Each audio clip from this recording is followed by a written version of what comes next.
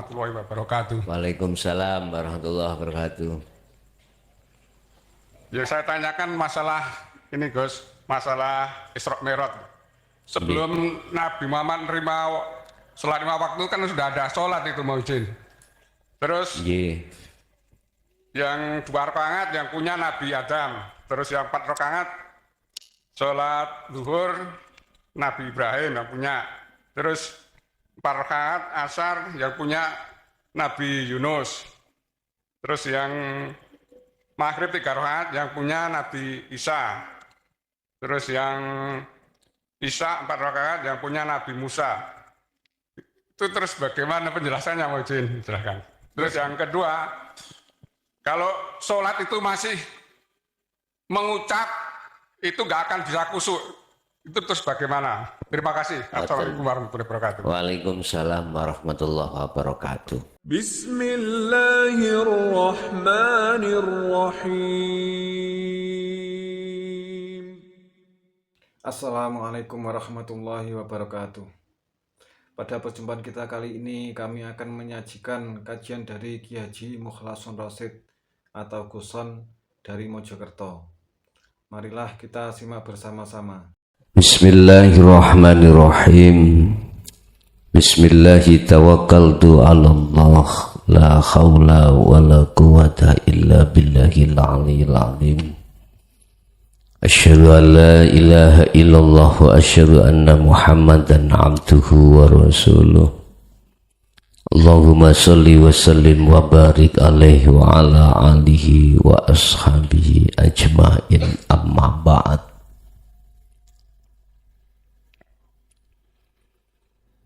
Tatkala manusia sudah mengenal tauhid la ilaha illallah, maka seharusnya dia harus mengenal tauhid la ilaha illallah. Tatkala sudah mengenal la ilaha illallah, seharusnya mengenal la ilaha illa anta. Tatkala sudah mengenal tauhid la ilaha illa anta, seharusnya menyempurnakan terhadap la ilaha illa ana. Cuman kebanyakan manusia tatkala dia indah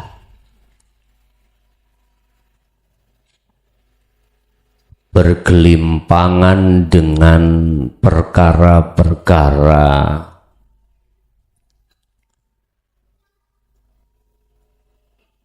yang mengenakkan nafsunya tentang duniawiyah secara fisik atau materi,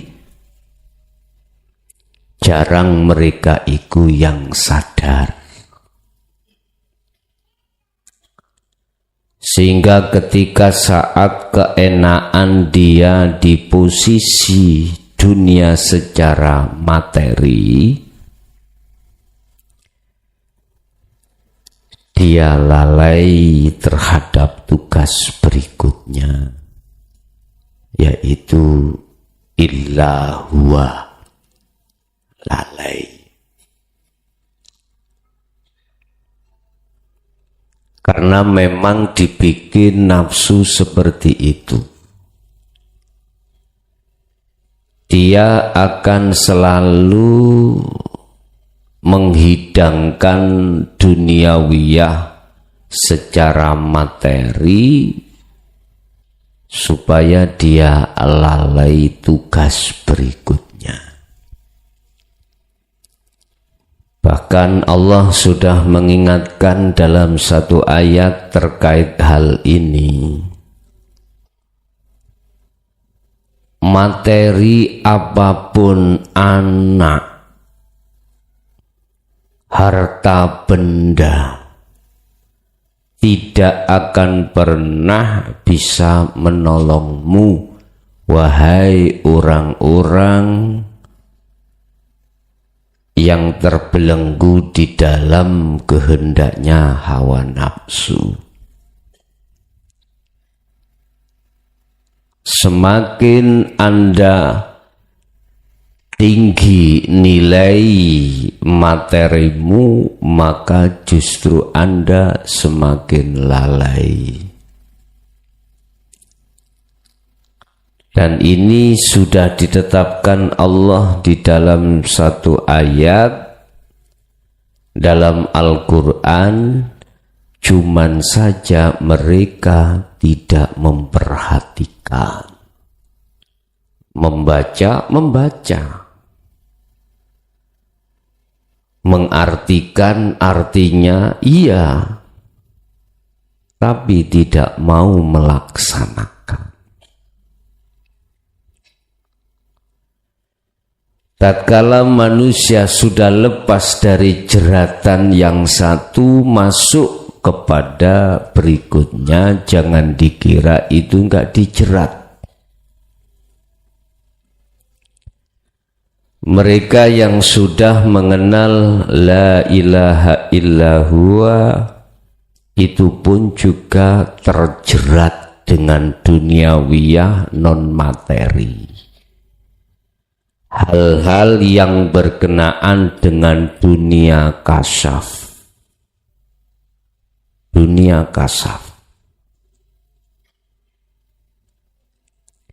Di dalamnya nafsu berpedoman, jangan pernah kau lepas lagi dari jerataku lewat dunia kasaf ini.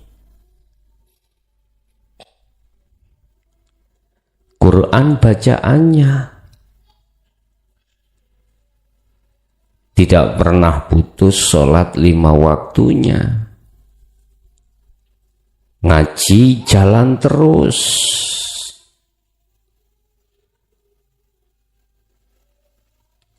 Solo jalan terus.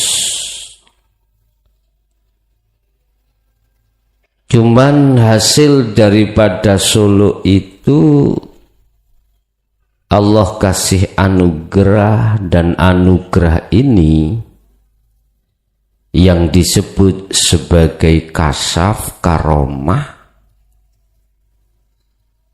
rata-rata beliau-beliau itu terjerat di situ. Ini biasanya golongan makom tajrid, ya, makom tajrid. Banyak keahlian dalam diri kita yang berkedok menolong orang lain. Memang betul. Cuman secara prinsip hati ini belum sadar kalau kita itu masih dalam belenggunya hawa nafsu. Karena posisi di sini belum mengenal zikir sirul asrar bereng, belum. Sampeyan lihatlah yang sudah puluhan tahun berzikir khafi, sampeyan lihat pasti muncul satu karomah. Dengan begitu kita berprinsip untuk menolong orang lain, katanya. Apa bisa kita makhluk sejatinya itu bisa menolong orang lain, padahal menolong dirinya sendiri tidak bisa? Iya. Ada satu rahasia yang sampai detik ini belum berani membuka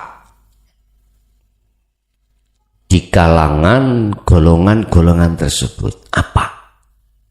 Malam hari ini tak buka, geger mesti mesisan jejer.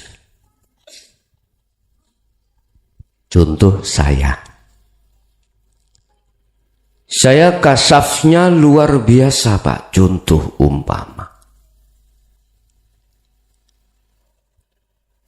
di dalam diri saya sudah dipenuhi nafsu angkara murka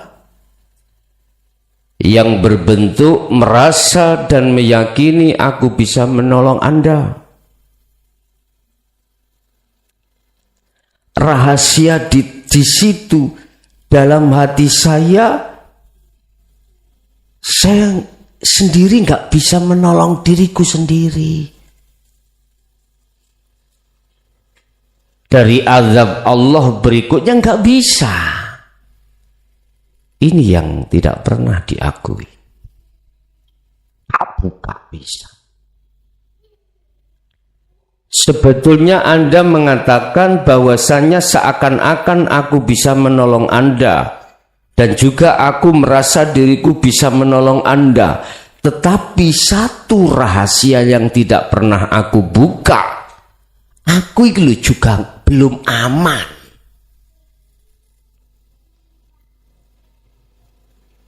Tentang diriku pada Allah belum aman. Tapi terkesan seakan-akan di muka Anda aku ini yang maha hebat.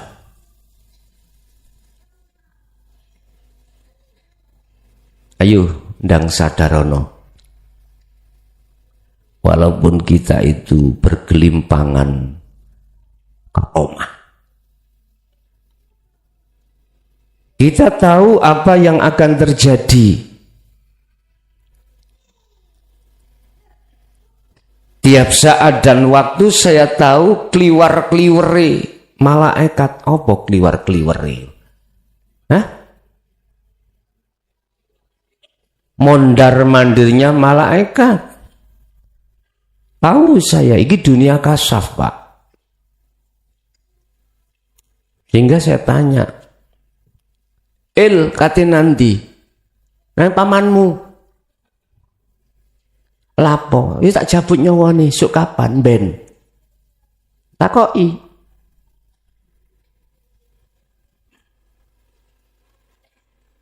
Akhirnya saya ngomong pada anak-anaknya paman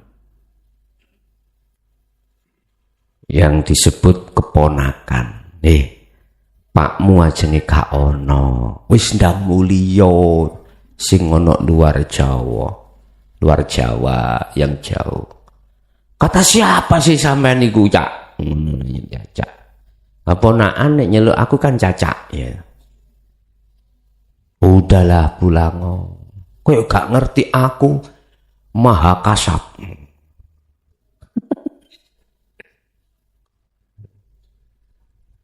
Ana mahane. Ahli kasap aku iki goblok. Loh, ndelalah kurang 2 hari lagi memang mati. Iya. Allah ya Karim. Di dalam hati saya itu cuma satu yang tidak pernah aku buka. Apa itu? Aku merasa juga belum aman. Nanti kalau kembali pada Allah itu nyampe apa enggak tahu. Nah ini. Udah, berhentilah kau. Jangan ngibul. Tahu ngibul ya? Ngibuli umat jangan. Udah, sadaro bertobatlah. Fatalaqqa Adamu mir Rabbi kalimatin fataba alaihi. Tobatlah, terimalah kalimat ini. Apa yang dimaksud kalimat Nabi Ibrahim adalah dinul haq. Isi daripada dinul haq ini. Isi materi sistem di dalam agama yang mengesahkan pada Tuhannya. cara untuk mengesahkan pada Tuhan. Ini kalau memang sudah sadar, maka disitulah Nabi Adam menerima sirul asrar. Anda kalau Nabi Adam kalimatin, kalau Anda dinul haq, la ilaha illa anta. Sebab hanya lewat sirul asrar lah Anda akan masuk dalam hadis Rasulullah yang mengatakan anta budallaha ka'annaka tarahu. Hanya mereka yang sudah memegang la ilaha illa anta, itu sirul asrar dzikirnya, yang merasa bahwasanya Allah itu dekat. Selalu sambung, Allah dekat, Allah yang melayani, Allah yang segala-galanya. Ini tidak diucap, tapi sudah masuk sistem itu di dalam hati, bentuknya pengamalan, pempraktekan. Akhirnya muncullah apa yang kukatakan setiap saat di pos pertama disebut rasa atau su'aul basirah. Itu berarti nafsu olehnya menghalang-halangi, lepas. Sudah kita masuk di dunia sirul asrar. Lah disinilah Bapak Ibu, apa dunia kasyaf tadi yang dia kuasai, pasti dia abaikan. Makanya ada yang memohon, Gus aku kepingin kasab, tak takoi. Lah kuwi wis kenal sirul asrar apa durung? Sampun nih. Kula kepingin kasab, pingin nulung wong kae nang kae. Awakmu anjlok. Tahu anjlok? Apa anjlok ya, Pak? Turun. Kami turun lagi. Justru mereka yang sudah mengenal sirul asrar mesti mengabaikan dunia kasab, Pak. Diabaikan semuanya. Kadang-kadang ini sik melo ae. Padahal sudah dia jotak. Apa jotak itu? Enggak direken alias diabaikan. Ada yang nguber ya Allah.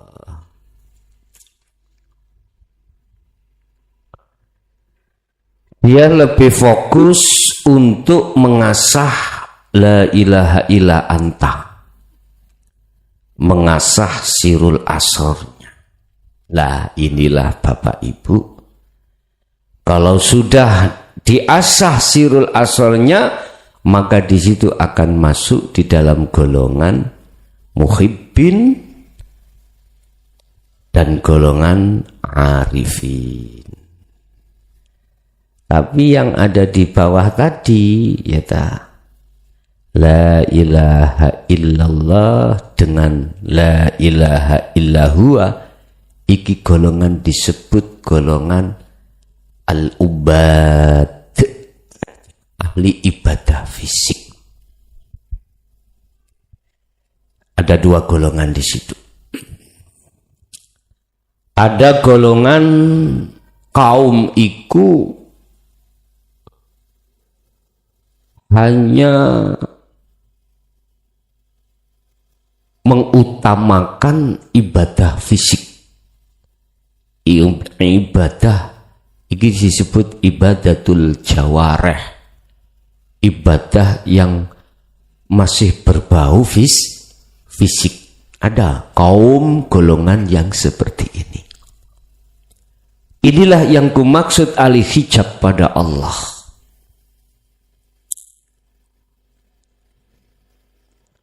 Ahli di mana dia mengorientasikan ibadahnya itu berkeyakinan akan memunculkan satu dampak yang disebut karomah, dan karomah itu yang dia bangga-banggakan. Ya, kaum yang seperti ini ada.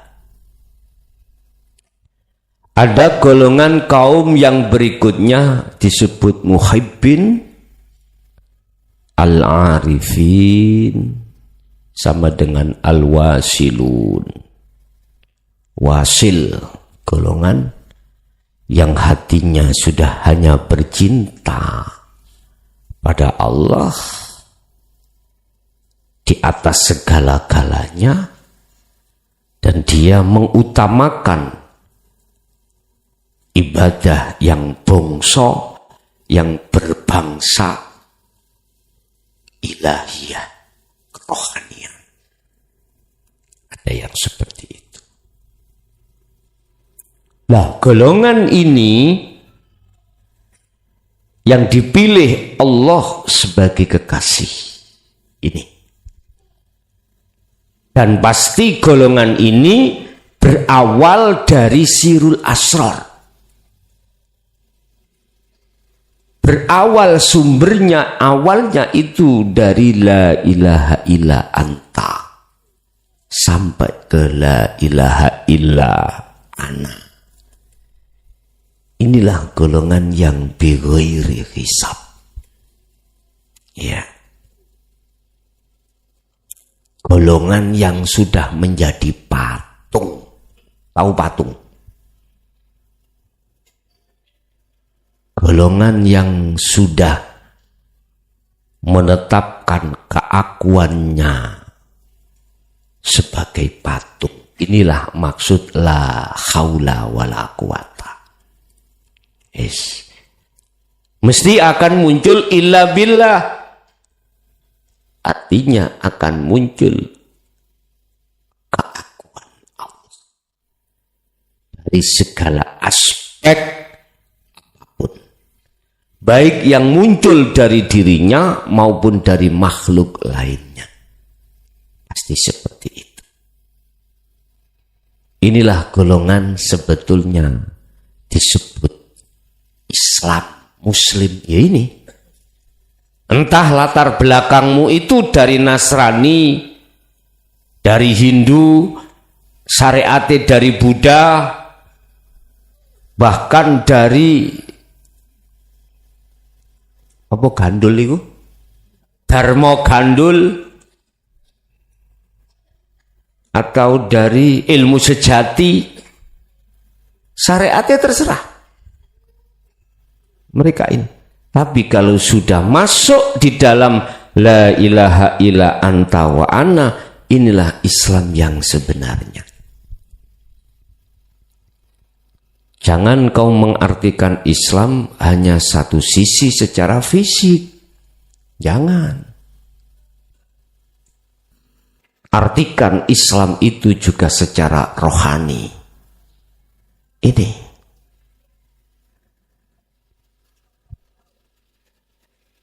Bapak Ibu, golongan yang kedua disebut muhibbin atau arifin. Terserah, bisa jadi unsurnya dari dohiri syariat teko Islam, syariat teko Nasrani, syariat teko Hindu, Buddha, dan lain sebagainya, atau kepercayaan apapun. Bisa.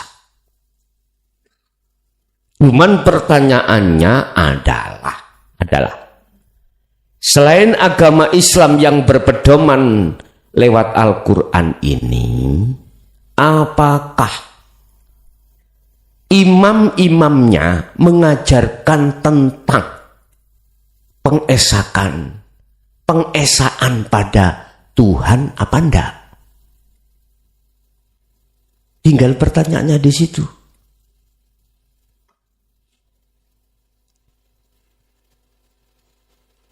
Ada enggak imam-imam panjenengan sampean itu mengarahkan pengesaan terhadap Tuhan. Aku yakin di dalam kitab-kitab yang sudah kau bawa masing-masing itu ranahnya ada. Cuman entah imamnya mengarahkan atau tidak. Tinggal itu aja. Siapa sih yang disebut Islam itu? Mungkin nanti kita akan membahas tentang ayat Inna dina 'indallahil Islam. Dan itu mungkin sudah kami jelaskan dulu. Tapi saya dulu sudah lama itu. Ada Islam pandangan manusia, ada Islam pandangan Allah. Di situ kan sudah dikatakan, sesungguhnya agama yang diridhoi di sisi Allah adalah Islam. Islam dari kata apa? Pasrah. Untuk bisa selamat kau harus pasrah. Pasrah kepada siapa? Ini. Kita ngomong mah gampang. Wis aku menanam padi sudah, saya pasrah pada Allah, pada Tuhanku yang menumbuhkan dan lain sebagainya. Modallah kita 2 juta. Ketika mau panen menuai, hancurlah. Nah, hati kita gerunjal apa enggak? Kalau gerunjal, pasrahmu itu tadi epok-epok. Tahu epok-epok? Pura-pura. Ya Allah lapo biyen nganut awakmu dijodokno iki pungkasane tambah hancur aku.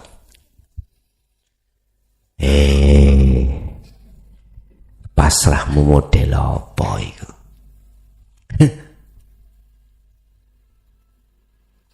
Wis pasrah kula dateng jenengan, jodoh kula piye? Ya umurmu piro? 40. Pakai swidak lah kok gak gelem. Namanya pasrah kan kudu nganut. Yo, sing kufukus. Oh, sing ku. Umurmu piro? 40. Berarti njaluke enggak ya 35 ngono. Oh, ngono.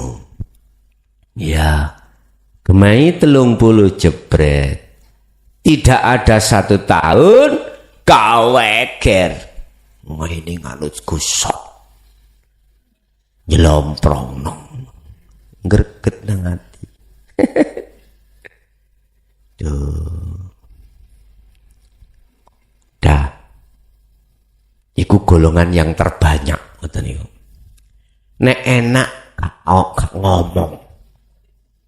Nek gak enak maido. Makanya jomblang, mak jomblang iku nasib ya ngono kuwi. Sama dengan kita lah. Ketika menghadapi orang kesusahan, mobilnya mogok. Ketika susah didorong, jauh dorong, yo. Bosnya sudah jalan, gak dimot. Sing dorong tinggal dadah. Matur suwun enak pisan.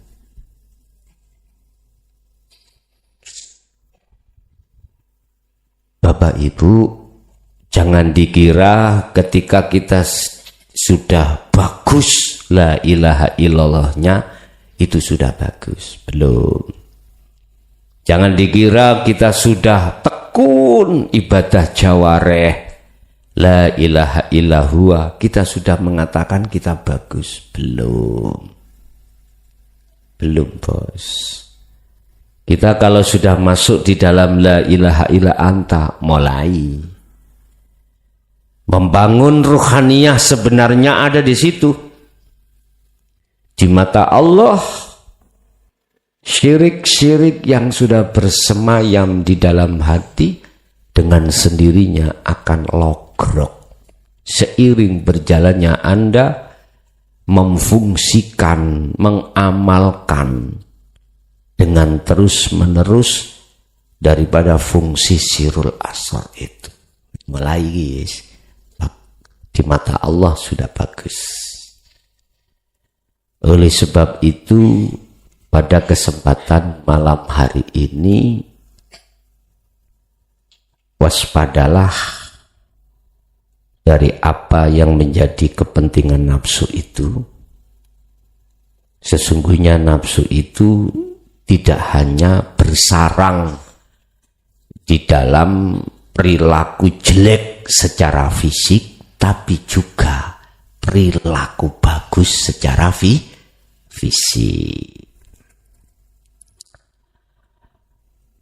Makalah 78 ya. Qala musannifu rahimahullah. Qaumun aqamahumul haq li khidmatihi wa qaumun ikhtassahum bimahabbatihi ila akhirih. Kaum golongan manusia itu ada dua. Ada golongan kaum itu pol itu mentok. Dia itu melakukan ibadah secara jawareh jasmania. Tidak mengindahkan bagaimana ibadah secara ruhania. Kaum yang seperti ini Bapak Ibu, secara fisik patuh dengan hukum syariah, meninggalkan larangan apa yang dilarang, menjalankan perintah apa yang diperintah secara fisik. Sholat 5 waktu, zakat, puasa, haji, fisik semuanya dilakukan oleh fisik. Makanya Anda jangan gelo, jangan kecewa jikalau gak bisa budal haji secara fisik. Ojo gelo. Memang aturan ini sekarang itu 30 sampai 40 tahun masa menunggu. Urusan alasannya kebanyakan kuota, berita yang kita terima dari pemerintah, yes kita terima. Nah kalau kau ingin cepat, ya Badio Raden Samba, nurus bumi. Jadi teko Indonesia melebu bumi seret, ngerombol langsung metu nongone Mekah kon. Iku Raden Samba. Dulu kan ada sandiwara sahur sepuh, nggih? Raden Samba. Atau Badio Kaji Nunut Jombang biyen ya. Eling wonten kaji nun eko.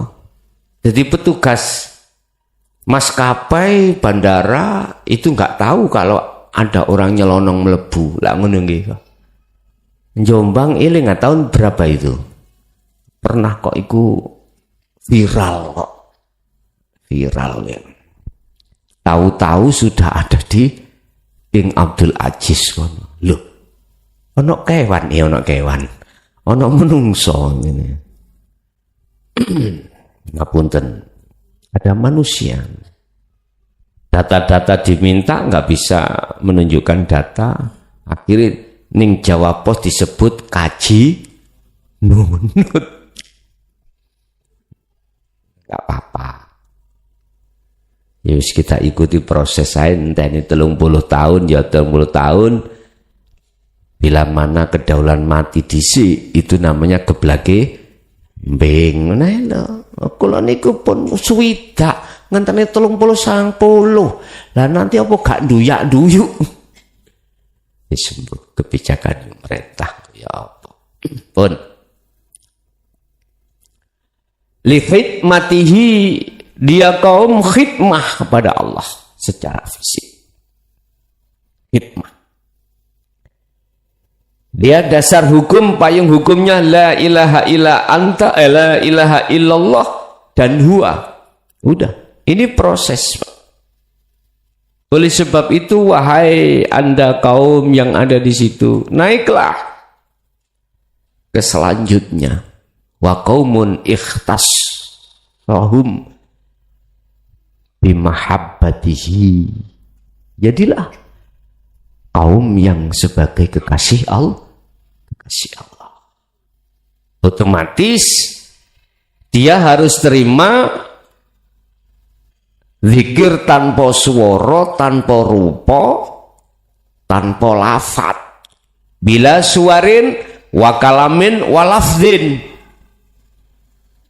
Ini yang kukatakan sebagai zikir sirul asrar di dalam Al-Quranul Qadim, tapi di dalam kitab Hikam ini nanti disebut zikir hakiki.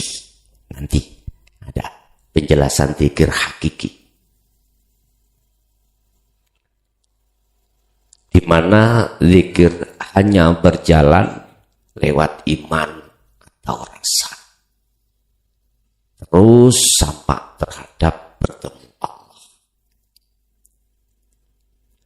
Lah golongan yang kedua ini Bapak Ibu, dia mengutamakan hukum hakikat, hukum yang sudah ditentukan di dalam hakikat atau di dalam hukum ketauhidannya dia tentukan apa utamakan. Jadi sebelum dia melihat menjalankan hukum syariah, dia itu memperhatikan hukum hakikat dulu. Akhlak, etika secara ilahiyah dia utamakan. Kalau sudah menghadap pada Allah, apa mungkin kau akan menyebut namanya? Gak boleh. Etika ya. Etika. Sama dengan jenengan, kalau sowan menghadap seseorang yang Anda hormati. Siapa mereka? Mungkin orang tua. Mungkin iku guru sampean, laksana seperti itu. Anda ketika sudah bertemu, gak mungkin akan menyebut namanya. Bapak jenengan namine Pak Imam. Gak mungkin jenengan iku imame dikatutno. Jenengan nyeluk Pak, mungkin gitu.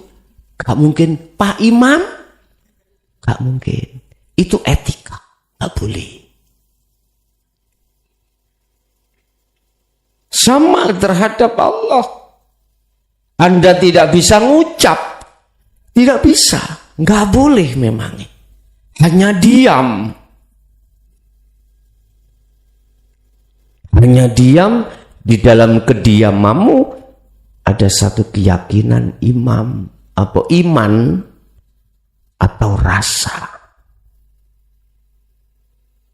Meyakini, merasakan apa yang muncul pada dirinya atau di luar dirinya itu dari Yokui. Kawan ini nyebut Yokui. Ngoten mawon. Jadi gak wani nyeluk Allah, gak wani nyeluk Allah, gak wani. Gak punya etika kalau kita menyebut namanya. Nyun sewu. Ini mereka-mereka yang golongan nomor 2. Lah, disitulah Bapak Ibu, nanti anugerah karomah yang diberikan antara golongan 1 dan yang golongan 2 itu enggak sama. Enggak sama. Golongan yang 1, kaum itu di mukasyafa. Golongan yang nomor 2 itu di musyahadah.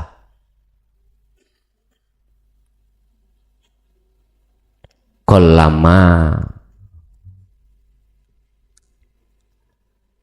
takunul waridatul ilahiyah illa baghdatan li'alla yadda'iyaha al-ibadu biwujudil isti'dad. Yang namanya waridat jamak dugi warid, Allah ketika menghadirkan terhadap si iman orang tersebut, datangnya itu baghdatan. Al-ilahiyah illa baghdatan. Datangnya warid secara ilahiyah dari Allah itu datangnya itu mengagetkan, tiba-tiba alias tidak ada persiapan. Padahal secara teori Allah katakan warid itu akan datang ketika saat kau istiqomah berwirid.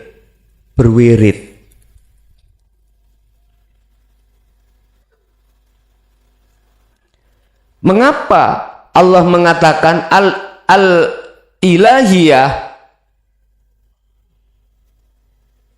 illa baghdatan, datangnya itu tiba-tiba, iku supaya Anda tidak mempunyai iman, kata Allah. Datangnya sebab wirid, enggak. Sebab karena aku, kata Allah gitu. Biar jenengan iku tidak ngendel-ngendel nih, iktimat.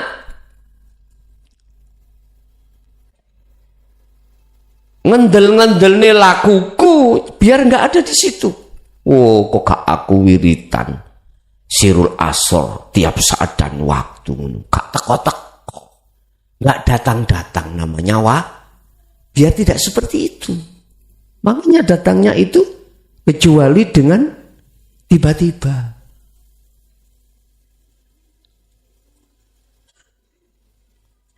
Gak mesti ketika saat posisi kita itu berzikir. Enggak seperti itu. Kadang-kadang juga iya, kadang-kadang juga tidak. Tetapi apa maksudnya makalah ini? Yang 79, karena supaya si salik itu ben gak kecantolan iktimat. Apa iktimat? Ngendel-ngendel no yen iki lakuku sebab iki Gusti Allah nekakno warid. Memang secara sistem ada kaitannya antara warid dengan wirid. Memang secara sistem keilmuan antara ijabah Allah itu ada kaitannya dengan doa. Ngemis sih lho Pak, doa Pak. Tahu ngemis? Meminta. Tetapi dibantah oleh Allah. Aku tidak membuat perbendaraan. Apa yang kuberikan itu tidak ada perbendaraan dengan yang lain. Artinya tidak sebab atas permintaan. Sebab apa? Ya rahmatku. Lah di situ. Karena kok. Iku semata-mata Anda ketika saat berdoa atau berwirid, iku cek endang lepas sifat keakuane si salik. Dan atau supaya si salik biar lekas jadi patung. Lekas menjadi patung. La haula wala quwata. Tidak punya daya upaya apapun Anda, usaha ikhtiar apapun nggak bisa, nggak ada. Manusia itu bisa usaha, bisa ikhtiar, nggak ada ceritanya, nggak ada. Sudah jelas, illa billah. Datangnya semuanya itu semata-mata datangnya dari Allah. Manusia nggak bisa. Ya kono doa ditekuni, ikhtiar yo. Ngenangan lah. Iku kaum sing ono nisor wau, Pak. Nisor.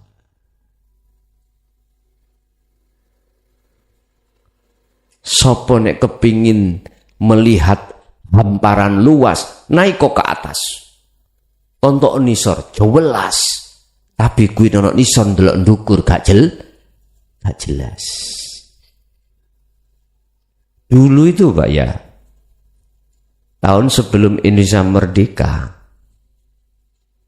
telik sandi itu kalau untuk mendeteksi musuh yang jauh naik ke atas gunung bukit melihat, hati jelas.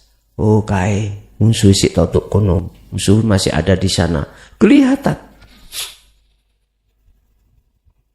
Sekarang apa? Pakai drone Pak, gak usah naik, pakai drone. Apakah ada drone lewat nisor Pak? Ndukur, nontok musuh kelihatan semuanya. Ini taktik berperang, Pak. Kau bila mana ingin menang dalam pertempuran, satu, harus menguasai medan. Ini modal pertama. Dan yang nomor dua, kau harus tahu posisi musuhmu di mana. Yang terakhir, senjata. Nah, senjata. Senjatamu dibedilno cuman 100 meter. Ya jangan bedil musuhmu kalau masih 200, percuma buang-buang amunisi. Nah terus bagaimana? Ya pakai senjata yang ini lebih dari 200 meter. Ini kan taktik perang aja. Taktik perang. Bapak Ibu, sekarang kita fokus membahas tentang muhibbin dan atau arifin. Golongan muhibbin ini siapa? Golongan yang hatinya itu cintanya hanya pada Allah. Secara fisik walaupun dia bercinta mencintai anak istri, itu tidak bisa mengalahkan cintanya rohaniahnya pada Allah. Selalu mengutamakan apa yang diperintahkan oleh Tuhannya pada dia. Apa? Tolaba. Wajib si salik untuk selalu mengarah condongkan, menghadapkan wajahnya, ruhnya terhadap wajah Allah. Ini udah, ini nggak bisa ditawar. Surat apa? Al-An'am kemarin. Ini wajjahtu wajhiya lilladzi fataras samawati wal ard hanifan wa ma ana minal musyrikin. Iki orang yang bebas iki ceritane Nabi Ibrahim ketika sebelum dia itu menemukan kebenaran, 3 ayat mengalami dia itu kebingungan. 3 ayat mulai 76 76, 77, 78. Dia bingung mencari Tuhannya. Malam hari ketemu bintang, dikira itu Tuhan. Ketemu lagi bulan, dikira itu Tuhan. Siang hari bertemu matahari, dikira itu Tuhan. Dikira itu Allahnya. Allah lah kok gak ono surup ngene, bengi yang ngono, bintang, bulan kok nggak ada. Oh, berarti bukan Tuhan. Dia kebingungan. Artinya dia masih dalam keadaan sesembahannya belum benar. Lah, di titik manakah kebenaran itu terjadi? Di titik manakah jenengan iki zikir yang bisa usul pada Allah? Ini jawabannya. Surat apa kemarin? Al-An'am ya? Ayat 79. Sesungguhnya kuarahkan wajahku, roh ilo Pak, ke wajah Tuhanku. Wajhiyah lilladzi fataras samawati wal ard. Yang Tuhanku itu zat hidup yang maha hidup, zat yang maha suci, yaitu hidup yang menciptakan dan menguasai samawat wal ard, jagat bumi, jasad ini, jagat langit, ruhaniah. Akhirnya sampai sekarang dibuat doa iftitah sebelum membaca Fatihah di dalam waktu nah gitu toh. Iku pendidikan sebetulnya. Jangan atimu ana wedhuse ngono lho karepe, tapi gak dijelasno ngono, gak pleki yon.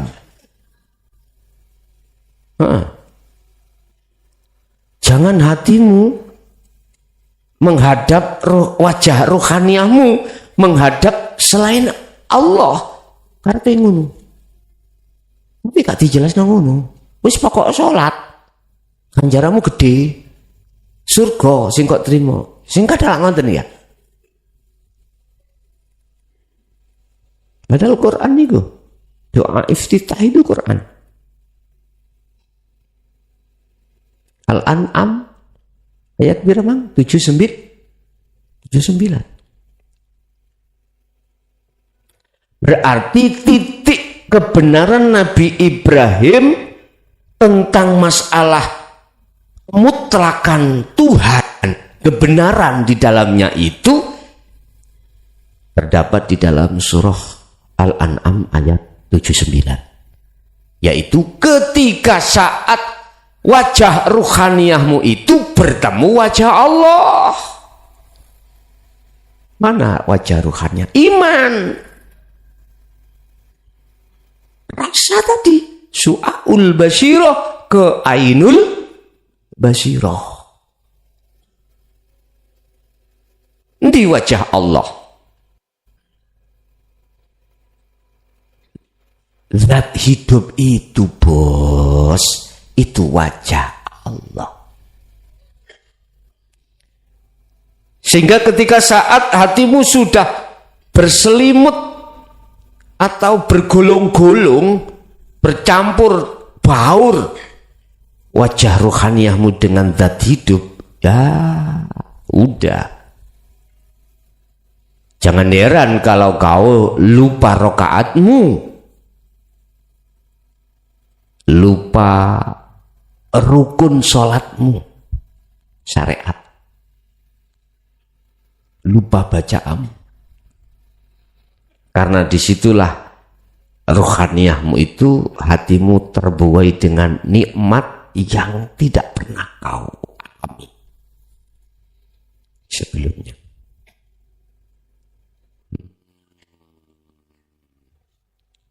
Gak percaya? Coba buktikan.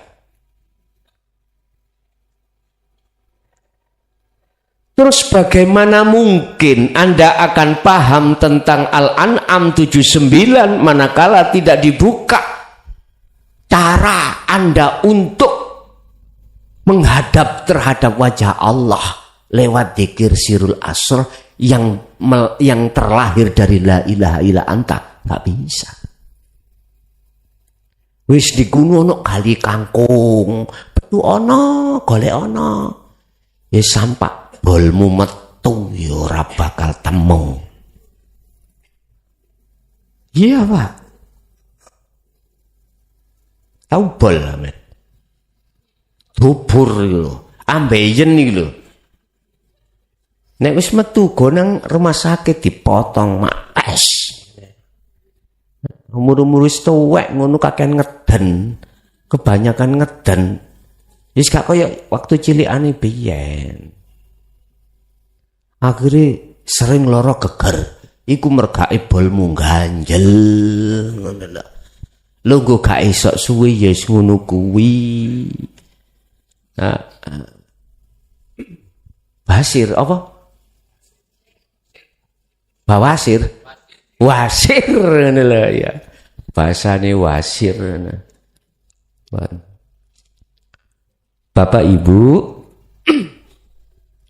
ini memang sudah tatanan sunatul Rasul, sunatullah. Oke. Cuman sadar sedikitlah wahai manusia, Anda itu nanti akan kembali kemana? Sadaro. Kalau kau akan ditagih janjimu. Sadaro. Siapapun diri Anda dan apapun agama Anda, kalau Anda sudah sadar tentang rohaniah, mesti akan lekas. Bibinau belajar memahami tentang ilmu ketuhanan. Itu pasti. Siapapun Anda kalau sudah masuk di wilayah ilmu ketuhanan, mesti tidak seperti karakternya waktu sebelumnya tentang masalah mikir urusan dunia. Iya. Dulu ya. Bingung kapan aku ndang nikah. Mikir ngoten. Jangankan Anda, orang tua Anda aja bingung. Nek punya anak sudah umur 25-30 belum nikah-nikah. Apalagi anaknya perempuan. Kata orang Jawa, punya anak perempuan itu laksana ancik-ancik dukure ri. Apa ancik-ancik itu, Pak? Berdiri di atas duri. Iya, orang Jawa. Padahal kau tidak sadar jodoh itu siapa yang mendatangkan. Iya, kus beban mental, teman-temannya sudah punya anak 2-3. Anakku belum.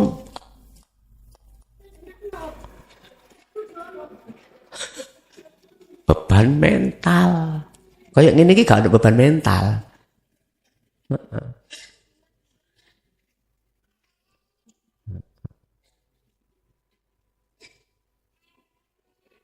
Bapak Ibu, nyun sewu, kita tidak mungkin kita hanya melihat satu sisi. Oh, kau wis oleh jodoh anak enak. Hehe, cari sapa? Nemen remeki sing yo. Ati gelek kesusahan. Nah, ngoten. Kadang-kadang ada istilah trauma, Bu nggih. Trauma, wis gak ngenal wong lanang, kabeh wong lanang gapleki. Mbau itu janji-janji nyatane ora. Wis dikenal. Nyun sewu kula pun trauma. Ada orang perempuan seperti itu, ada. Ada Pak Bu. Sampai tua nggak mau nikah. Sebab pernah ngalami nikah yang seperti itu. Ada yang belum nikah-nikah karena memang trauma mendengar temannya ketika nikah seperti itu. Ojo nikah, temen loh. Waktu babaran toh Pak, toh nyowo. Lawara. Nggih Bu nggih? Bahaya. Kula mboten mentolo nek nguwasi wong wedok babaran niku. Tapi aneh. Napa nek bar ngono kok sik njaluk maneh. Allah memang sengaja melupakan rasa sakit ketika saat jenengan dihubungi kali suami jenengan. rasa eling sakit itu hilang ya.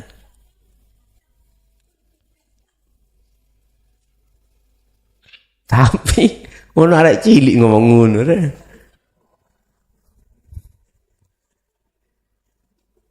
Yes.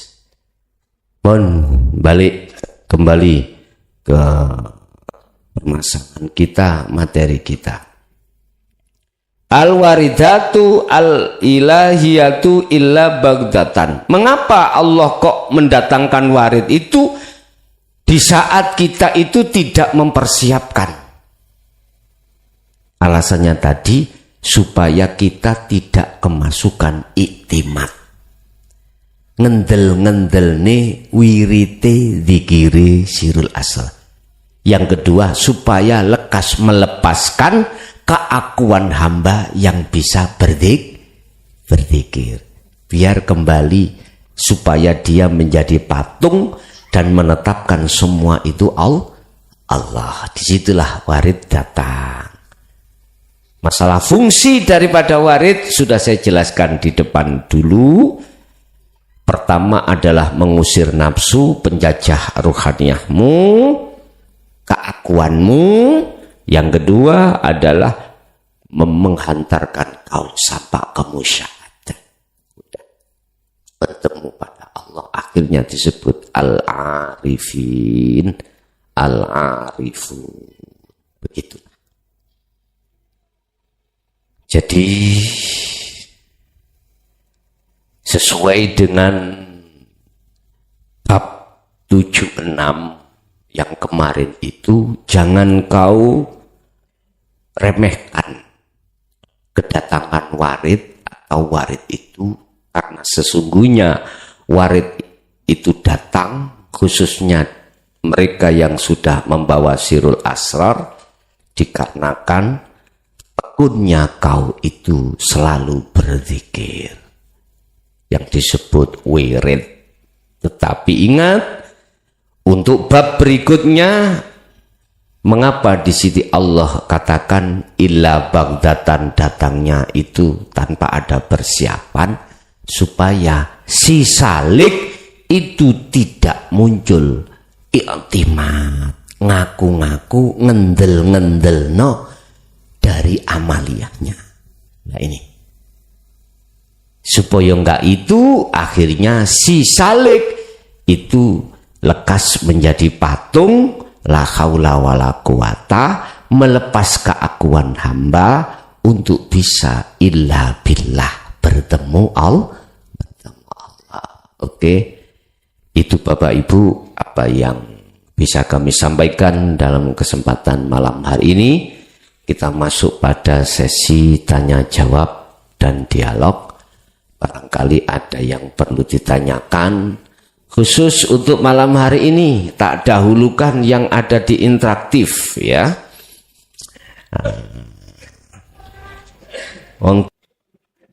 Assalamualaikum Gus.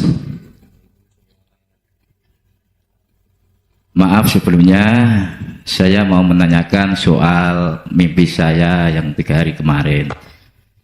Ini soal mimpi Gus, bukan nyata. Begini, dalam mimpi itu saya membongkar sebuah makam dan berniat memindahkan jasad yang ada di situ. Nah, ternyata di dalam makam itu ada jasad seorang laki-laki yang berpakaian seperti ulama. Setelah terbuka, sebelum saya memindahkan, ketahuan sama banyak orang. Nah, di situ saya keluar. Dan setelah saya keluar itu, dari makam itu keluar banyak orang laki-laki pada kesurupan, Gus. Nah, dengan begitu, saya merasa bertanggung jawab. Akhirnya saya menangani mereka dengan kalimat syahadat. Alhamdulillah semuanya kembali normal. Dan saya masuk lagi ke sebuah makam itu. Di dalamnya banyak sekali orang, terutama wanita. Di situ ada satu wanita Cina. Dan saya penasaran dengan dia. Kok siapa tahu dia. niku Cina? Ya, Cina. Lah nggih, kok tahu jenengan Cina itu? Dari postur tubuh dan wajahnya. Sipit. Ya. Nah, di situ saya penasaran dengan dia ada maksud apa. Dan setelah dia keluar dari makam itu, saya berminat membuntuti dia, mau kemana dia dan siapa dia. Tapi tidak secara ngintip-ngintip, saya berminat terbang. Baru terbang, banda kaki saya ditarik orang yang saya kenal, dekat bahkan saudara. Nah, dengan begitu tanpa kata saya lari mengejar orang Cina itu sama wanita-wanita yang lari itu, siapa dia. Setelah itu, setelah saya jauh dari orang yang narik saya minat terbang, saya intip dari atas agak tinggi tapi tetap ditarik lagi. Setelah itu saya kehilangan jejak dan terbangun. Mohon penjelasannya, Gus. Gak sampak nututi wanita tadi ya? Dereng. Nguber tapi ora kenek. Nggih. Nggih. Sampun, Gus. Matur suwun. Nggih. Terkait masalah mimpi. Mimpi pertama di situ ada pengertian makom, berarti sudah meninggal. Itu pengertiannya mengandung arti bahwasanya satu, setiap diri mesti akan mengalami satu kematian. Tapi menyimpan pitutur sebelum meninggal, kita harus menafikan keakuan kita atau mateni akune kita. Siapapun kalau bermimpi bertemu kematian, itu mengandung pitutur, lekaslah kau mematikan keakuan dirimu. Lah, dilanjutkan di situ ada orang kesurupan. Berarti wong kesurupan itu kan kita kenal kan di dunia nyata ini, wong kesurupan kan bukan dirinya sendiri lagi, tidak. Artinya apa? Gini loh, Pak. Asline kelakuane roh iku hanya menghadap Allah. Tetapi berhubung kita kesurupan oleh nafsu, maka kelakuan kita tidak semestinya. Akhirnya bahas urusan dunia. Oke, ini bagaimana caranya sembuh ruhaniyah ini yang disebut sebagai jiwa atau nafsu? Yaitu harus menerima ajaran dinul haq itu, baru sembuh nanti. Berarti semua manusia iki podo kesurupan, ya kesurupan nafsunya sendiri. Kan sudah jelas dikatakan ani'budullaha wajtanibut taghut. Ruh itu yang gak kesurupan mesti menghadap, memuji hanya pada Allah. Tapi ini kok enggak, berarti roh itu kesurupan. Oke, sembuhlah dia, katakanlah. Lah kok si uber-uber wong wedok? Artinya apa? Nyun sewu. Walaupun kau mengenal sirul asal sudah berjalan, bisa ada kalanya kau itu dimasukkan Allah di dalam makom mukasyafah. Dulu sudah saya terangkan. Di situ disuguhkanlah dunia non materi. Tadi kan sudah saya singgung, termasuk wong wedok. Cino pisan. Sampeyan kok iso ngaran wong wedok? Apa tengeri? Tengeri yang paling mendasar. Wong wedok iku apa? Ya gepeng, ngono lho. Sampeyan mengatakan yang tadi adalah orang Cina. Kok tahu? Sipit, ya, iku kan tondoni. Lah ngoten nggih. Wong wedok ya wis tondoni. Berarti kan masih bicara syahwat. Masih bicara makhluk. Berarti kita dikongkon disuruh berhati-hati. Si Salik ketika suluk membawa Sirul Asrar, tujuannya pada Allah, disuruh berhati-hati ketika saat dimasukkan di alam mukasyafah. Lah mengapa itu kok ya ditarik terus gak jadi nututi dan bertemu? Iku wis untung, berarti Anda diselamatkan Allah dari opo suguhan di alam muka syafa, supaya sadar. Artinya sadar adalah bukan itu tujuan kita. Tujuan kita adalah kepada Allah, bukan bidadari, bukan wanita tersebut. Begitulah ya. Oke, ada lagi. Bahasa fisik, sampean mesti dihadapno seneng wong wedok liya, men. Gak saiki embuh kapan misale, ya ta? Hati-hati, bukan itu tujuanmu. Itu pasti kok di situ Allah memberikan petunjuk nanti. Lanjut.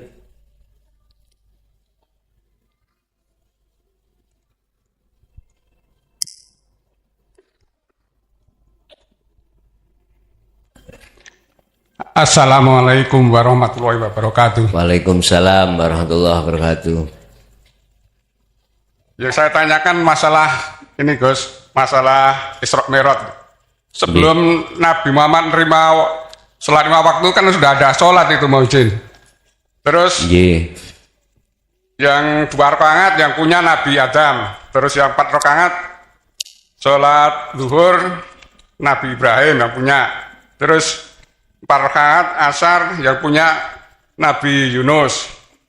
Terus yang maghrib 3 rakaat yang punya Nabi Isa. Terus yang Isya 4 rakaat yang punya Nabi Musa. Itu terus bagaimana penjelasannya mau izin? Silahkan. Terus yang kedua, kalau sholat itu masih mengucap itu gak akan bisa khusyuk. Itu terus bagaimana? Terima kasih. Assalamualaikum warahmatullahi wabarakatuh. Waalaikumsalam warahmatullahi wabarakatuh. Nama Zuhur, Asar, Maghrib, Isya, Subuh yang terjadi pada diri para nabi itu hanya sebutan.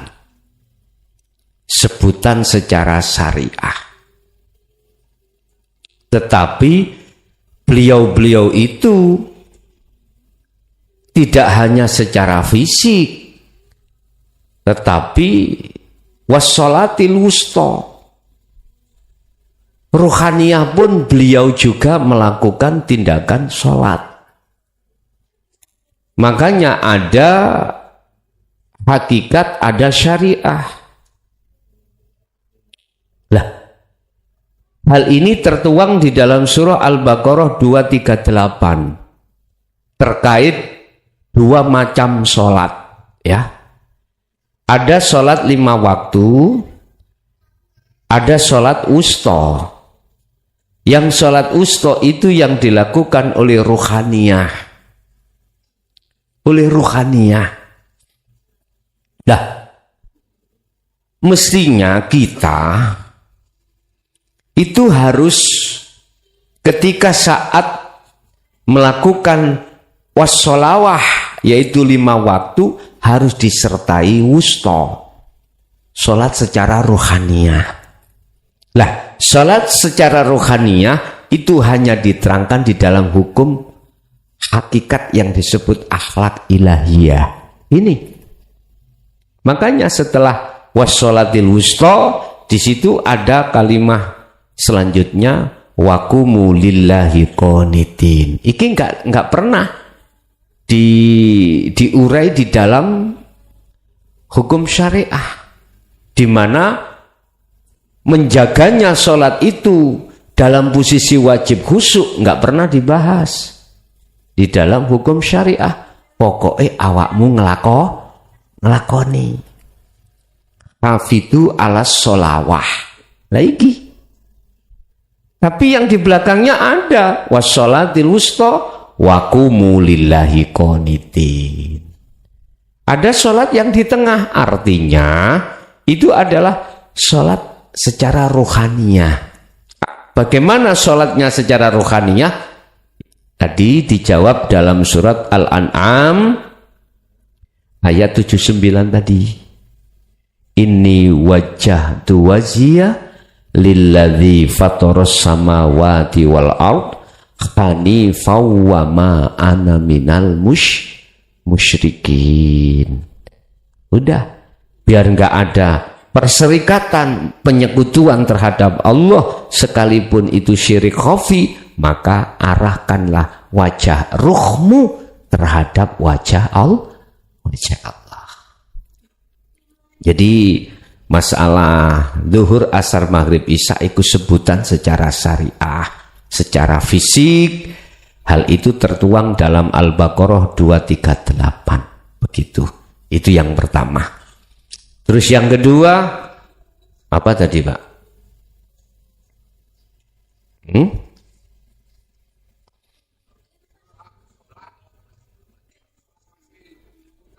Oh ya. Kalau sholat masih mengucap, itu tidak akan pernah bisa khusyuk. Jadi diem. Jadi imam ya. Sholat maghrib, Allahu Akbar, mawan. Jadi buru khusyuk.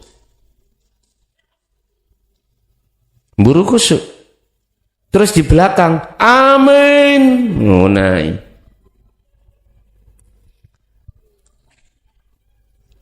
Kok gak walad dolin ya? Langsung aja Kang bareng, amin. Tentang masalah wassolatil wusta lo ya. Bisa apabila dengan bacaan itu tidak bisa khusyuk, itu bagi si A, si B belum tentu juga seperti si A. Artinya kadang-kadang orang itu kaya itu atau masih bersinggungan dengan urusan duniawiyah, hatinya terpengaruh. Tapi ada Pak golongan yang dimana dia masih jasad iki bersinggungan dengan duniawiyah, hatinya tetap melihat, atau bahasa umum hatinya tetap berzikir pada Allah. Ada yang seperti ini. Lah, bagi mereka yang merasa selain Allah itu sebagai penghalang, manakala dia campur, dia tinggalkan, ya gak salah. Akhirnya cara sholat itu gak ada suara. Jadi gak maca Fatihah. Wis meneng tok. Wis gak maca Fatihah. Dan atau hanya duduk. Ya ayyuhalladzina amanu dzkurullaha qiyaman wa qu'udan wa 'ala junubihim. Kau berdiri, jadikan berdirimu untuk berzikir. Kau duduk, jadikan dudukmu untuk berzikir. Kau berbaring, jadikanlah berbaringmu untuk berzikir. Ada memang yang seperti itu. Modelnya seperti itu, silakan. Artinya, kalau toh menurut kau misalkan duniawiyah ini menjadi penghalang, terus kau tinggalkan, berarti baca itu termasuk syariat loh nggih. Duniawiyah itu juga syariat. Anak istri ya syariat. Terus aku mau bersosialisasi gembul ambek syariat. Oh iya tak? Iya. Mangan niku gak syariat tak? Syariat. Yo jok mangan. Ngombe syariat. Yo jok ngombe. Jadi jasmani harus meneng grek. Memang jadi patung sungguhan. Ya? Diem aja. Udah kerja juga tidak, anak juga enggak, istri juga enggak, makan seharusnya juga enggak, minum juga seharusnya enggak. Iki kan syariat, ya toh? Semua itu syariat. Perilaku jasmaniah kabeh syariat. Yo gak ngaji dan sebagainya, udah nemplek nanggone wit, mbuh wit apa kuno ya, atau ning watu, udah diem. Ruhaniyah yang berjalan terus, monggo. Iki berarti disebut sebagai orang arif, artinya objektif.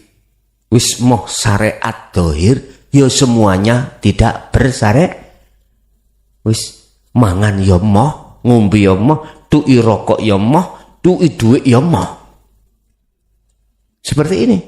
Sebabnya semuanya itu penghalang bagi dia si A. Iya, oke. Akhirnya kemana Pak? Ya terserah. Di gua silakan sampai jasadnya itu kelihatan kulit dan belum, udah diam. Ada yang seperti itu. Nek miturut film pernah terjadi seperti Raden Said gitu. Iku wis menisan, wis gak mau syariat, gak mau dohiriyah sudah. Wis. Ada si B tidak seperti itu. Si B lain lagi, jalannya juga tidak seperti si A. Semua apa segala persoalan syariat ikut dipenuhi, tapi dijadikan sebagai hakikat. Jadi sholat aturane diwoco, bersuara ya yo, ada yang tidak ya tidak. Ya sudah. Makan ya ya, ya bebujo, ya anak, ya kerja. Tapi itu tidak menjadikan beliaunya itu penghalang, justru menjadi tumpaan kendaraan untuk bertemu Allah. Ada yang seperti ini. Berarti objektif. Dia ya bersyariat, ninggalkan larangan, jalankan perintah. Sehingga objektif ada. Sholat syariat moh, tapi mangan gelem. Tahlilan moh, berkati. Iki gak objektif. Gak objektif. Wah, engko aku nek tahlilan jadi penghalangku karena gembul wong. Engko nek aku sholat syariat, enak diem lungguh tok. Oke, sing objektif. Ya, makan ya harus tidak Didui duit ya gak gelem. Didui apapun yang bersifat dunia, moh. Wis gak gelem. Iku namanya objektif. Enggak aku milih enak-enak tok. Moh soro, moh sing gak soro. Dengan alasan nek ngeten niku kula enak nyaman nang Gusti Allah. Milih sing gak soro secara fisik, tapi moh sor. Memang nafsu begitu. Nek dijak soro moh. Nek dijak gak soro-soro, gelem dengan dalih lebih mudah saya bertemu Allah waktu gak soro. Nyambut gawe ta? Nggih. Lah iku lek soro. Mungkin ya, kok umpama aku dadi presiden, sapa sing gelem salat tak kei montor situk. Salat pindho tak kei loro. Mungkin kau wabeh melok salat. Pun Bapak Ibu, ini macam-macam apa namanya prinsip. Silakan. Yang terpenting jangan ganggu wong liya. Artinya jangan ganggu wong liya. Syariat kita enggak sama. Silakan berbeda. Yang terpenting bagaimana cara ruhaniyahmu tetap bertauhid pada Allah. Sing Islam silahkan lewat syariate, ya ta? Sing Hindu, Nasrani silakan syariate. Hakikate empat nih bisa. Berarti sing objektif gak objektif, yo aja disalahno. Tetep karena semua manusia punya hak masing-masing. Makane kula sanjangi wis ta, nek selama masih ono dalan, masih ada di jalan, mesti tukaran. Sing lewat timur, wah enak di timur, aspalan, lunyu. Mohon maaf, sing di barat, oh enak kene cor-coran. Gegeran. Sing lewat telur, oh kene akeh rondone. Sing kidul, waduh. Tapi Anda kalau sudah ke muara, ketujuan Anda sudah nyampe, wis gak geger wis. Gak geger nok ngono. Nek sudah nyampe lho nggih, wis gak geger mangka, oleh karenanya tak elingno bah lewat wetan, bah lewat kulon, lewat lor gitu. Ojo gegeran, ku nek gegeran kamu gak tutuk. Wis mana imanmu yang untuk bisa sampai ke akad? Ya udah lewat itu. Terus tutukku ya wis. Engko nek wis padha tutuke bos, gak tukaran. Endi? Sepedamu mang tak parkir. Oh ya padha tak parkir. Lha wis tutuk nggon. Enak. Tapi sudah menjadi kebiasaan kita, hukum kalau masih ada di jalan itu masih tukaran. Artinya si fanatik dengan jalannya masing-masing. Tapi jangan terlalu. Makanya lewat peringatan ini bisanya kita nggak tukaran. Udahlah, lewat jalan manapun silakan fafirru ilallah. Lewat jalan manapun kau lekas untuk kembali untuk pada Tuhanmu, ya udah. Sebab semuanya di jalan yang memperjalankan ya siapa? Ya toh? Lewat sholat 5 waktu ya sopo. Lewat mangan ya sopo. Lewat sing nemplek ning watu ya sopo. Wis ngono ae. Wis tah enak nek wis tutuk kuno wis gak gegeran. Ya, ada lagi.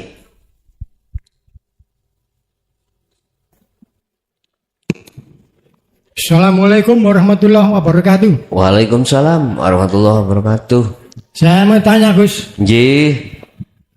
kawah Kumu atau kawah Condro di Muko itu sangat luas sekali. Itu Luas sekali. luas sekali. Nggih. Tempatnya ada di bawah tebing-tebing yang tinggi dan curam. Airnya kotor, panas, mendidih, apinya menjilat-jilat ke atas dan berasap. Roh dimasukkan ke dalam kawah tersebut tidak bisa mati. Tubuhnya tenggelam, kepalanya tetap mengapung di atas air. Kulitnya lecet-lecet, mukanya hitam, gosong, kena air kawah tersebut. Mereka menjerit, menangis, merintih-rintih, kesakitan. Lalu tangannya diangkat ke atas dan minta tolong. Tolong. Tapi nggak ada yang bisa menolongnya. Saya tanyakan ialah, siapakah sebenarnya yang bisa menolong roh tersebut? Orang lain tidak mungkin bisa menolong roh tersebut. Demikian Gus penjelasannya. Assalamualaikum warahmatullahi wabarakatuh. Waalaikumsalam warahmatullahi wabarakatuh. Itu gambaran syariat di akhirat.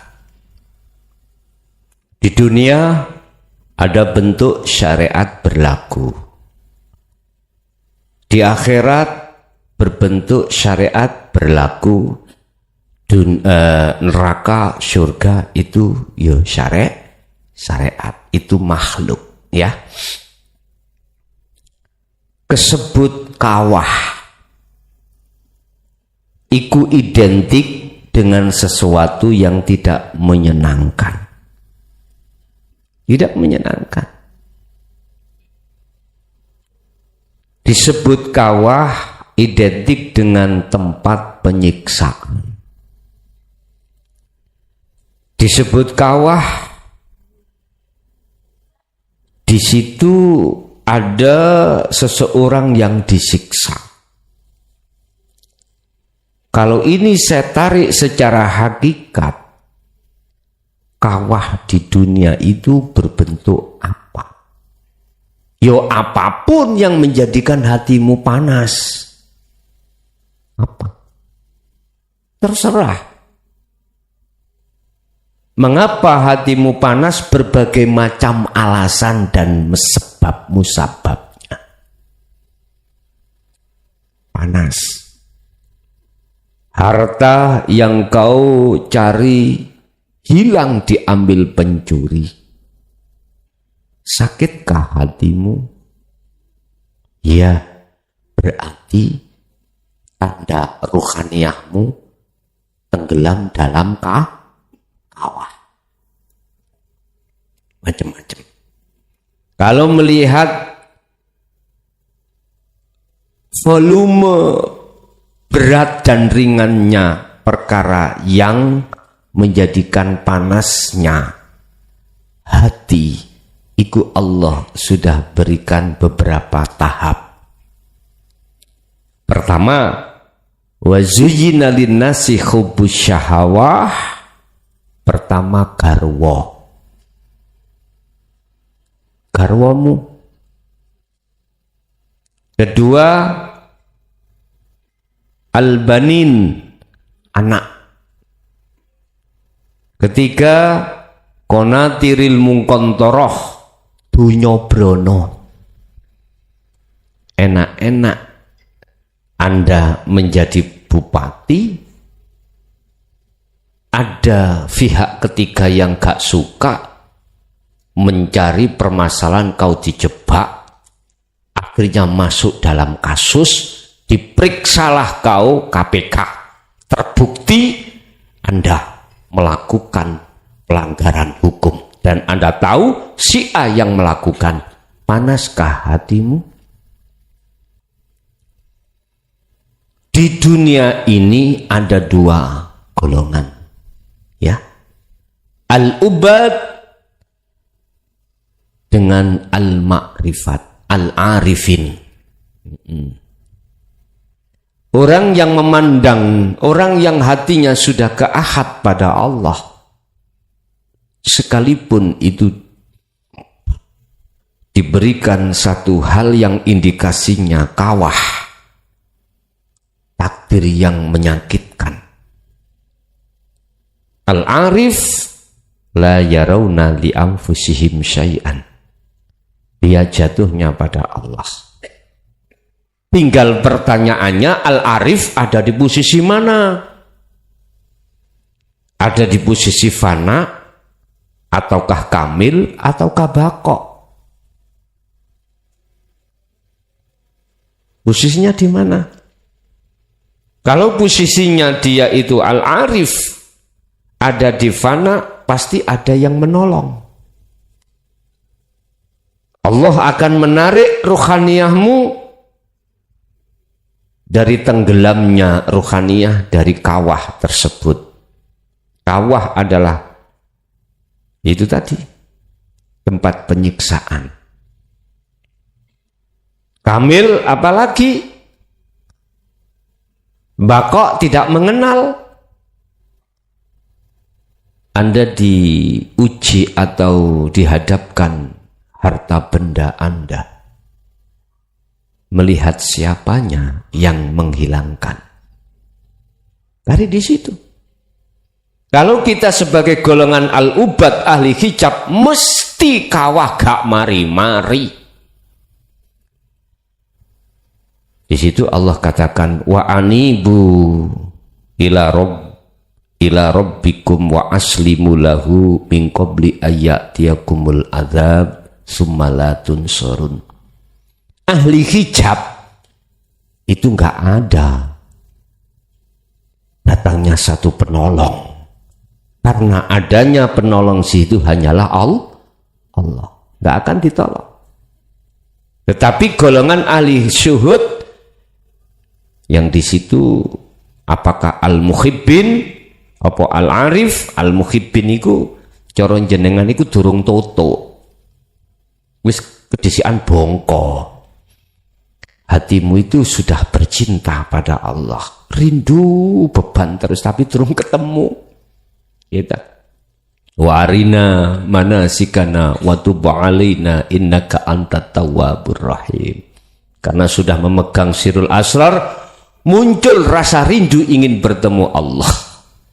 Tapi ra ketemu kedisian bongkok. Ikilah hamba yang disebut hamba yang merepotkan Gusti Allah. Kak gelem budal dhewe geleme nyauk dijemput.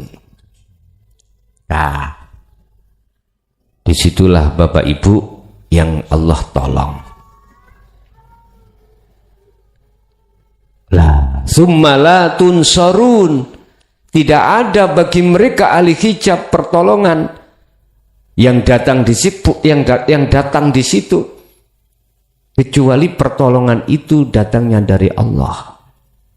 Sholatmu, puasamu, zakatmu, hajimu, zong, artinya tidak akan pernah bisa menolongmu dari siksaan tersebut. Sebab di situ wa malahum min nasirin, tidak ada penolong yang datang kecuali pertolongan itu datangnya dari Allah. Dan Allah hanya menolong bagi ahli syuhud. Udah, ahli syuhud. Bapak Ibu, yang ditanyakan tadi adalah siapakah yang menolong? Itulah Allah. Bahasa di dunia, tatkala jenengan iki awalnya memang hati sakit. Melihat volume yang paling besar garwa panjenengan disosor mentok. Anak dunya brono jabatamu dilindes Allah seret. Mbok. Ketahuilah bahwasanya bagi ahli syuhud Anda akan ditarik Allah derajatmu lebih tinggi. Inna akramakum indallahi atqakum. Lah begitu. Jangan dianggap orang yang dihanguskan duniawiyahnya itu Allah siksa. Enggak. Itu bentuk sayangi Allah, kau akan diangkat derajatmu di mata Allah. Dengan catatan kalau ridho ikhlas. Anda ridho ikhlas itu hanya bisa kalau Anda muttaqin, yaitu hati yang bertakwa pada Allah. Hati yang bertakwa adalah hati yang sudah mencapai makrifat pada Allah, walaupun di fana. Sedina suwengi, satu hari satu malam, makrifate mung sak menit maktus berngunu kelapa. Kelapake wakeh bareng ngono tangi maneh cus. Itulah golongan-golongan yang Allah selamatkan, yang Allah tolong di situ. Makanya Anda khususnya yang saiki ada di pondok, baik laki maupun perempuan, dan atau Anda yang di penjara, udah manfaatkan, jangan ingin keluar dari penjara. Kau gunakan dirimu untuk menghajar nafsumu. Makanya kemarin saya diundang LP Probolinggo. Wah, tak andane Pak Wista, sampeyan ojo kepingin mulih temen, manfaatno terus sampeyan ngono kene kesempatan untuk berkholwat terus. Gak mungkin di luar sana bisa ada kesempatan seperti jenengan. Jenengan wis gak mikir anak, gak mikir bojo, makan teko dhewe lah ngoten nggih. makano terus ono kuno manfaatno. Dene kok kurang nang Bapak KPL Kalapas, Pak tambah ono sak wulan kas aku. Gak apa-apa, tapi ya gak mungkin ditambahi sampean, sebab kalau waktunya sudah cukup ya sudah. Kalau belum ya nggak boleh keluar, kalau sudah sampai ya harus keluar. Makanya manfaatno sik. Padahal kau wabah iku pingine njok cepet, mak tau lho kok dhisik. Nggih. Mungkin itu aja, Pak. Cukup ya? Awal sampai akhir apa yang sudah Allah berikan semoga menjadi satu ilmu yang bermanfaat terhadap kita dan anak putu kita, keluarga, ila yaumil qiyamah. Lahumul Fatihah. Alhamdulillah telah kita simak bersama kajian dari Ki Haji Mukhlason Rasyid atau Guson, pengasuh Pondok Pesantren Miftahul Ulum Jaya Baru, yang tepatnya beralamat di Jalan Perjuangan, Dusun Gelonggongan, Desa Sumber Tebu, Kecamatan Bangsal, Kabupaten Mojokerto, Jawa Timur. Beliau adalah gambaran ulama muda yang mampu menjembatani nilai-nilai keislaman tradisional dengan pendekatan modern. Beliau juga menekankan pentingnya memperdalam Islam, yakni tidak hanya aspek lahiriah tetapi juga batiniah. Beliau juga mengajak pendengarnya untuk tidak hanya memahami Islam secara tekstual saja, tetapi juga memaknainya secara spiritual. Semoga kita bisa memetik hikmah dan manfaat dari kajian beliau, sehingga bisa membawa keberkahan di dalam hidup kita di dunia dan akhirat. Amin ya rabbal alamin. Akhirul kalam, wassalamualaikum warahmatullahi wabarakatuh.